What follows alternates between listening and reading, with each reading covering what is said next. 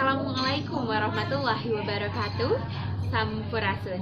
Sawatara ngeunaan informasi balantik di lokasi wisata Pangandaran, baris didugikeun dina midangna warta danget ieu dinten Jumaah ping 14 September 2018. Pamiarsa, sim kuring Risa Aprilia anu baris ngarugikeun warta salengkapna.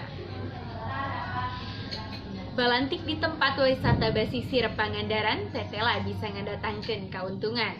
Balantikna oge bisa diandelkeun pikeun ngabayuan kulawargana. Sumangga nyanggakeun bae wartana.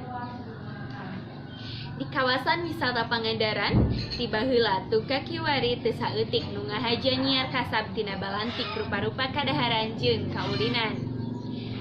Nu dagangna horeng lain wae orang Pangandaran katut sabodeureunana. Tapi oge teu saeutik nu jualna di Sumedang, Garut, Banjar, Ciamis, jeung sajabana. Salah sahiji nu dagangna teh nyaeta Ude Supriyatna. Urang warga Garut nu geus belasan taun dagang bakso cuanki di basisir Pangandaran.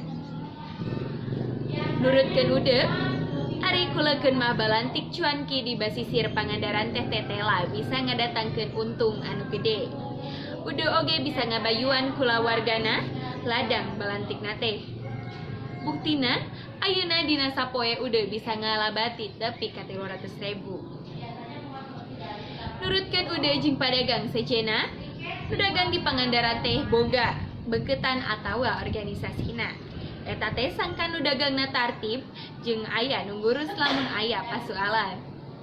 Pemirsa, sakitu warta nu tiasa kapidangkeun dina danget ieu. Sim kuring Risa Aprilia, seja amit mundur, amit mungkur.